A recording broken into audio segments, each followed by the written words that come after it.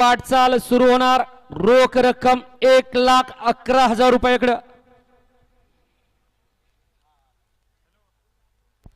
सुटला नरेगावकरांच्या मैदानातील गडी क्रमांक 63 सुटला आणि 63 मध्ये लढत चालू आहे. एकूण 8 गाड्या पळतायत आणि 8 गाड्यांमध्ये रणसंग्राम चालू आहे. तर काही घडू शकतं कारण हे बैलगाडीचं क्षेत्र आणि बाजी मारली. बघा ड्रायव्हर गेला उडी टाकायला परंतु मागल्या गाड्यांचा अंदाज घेतला नाही.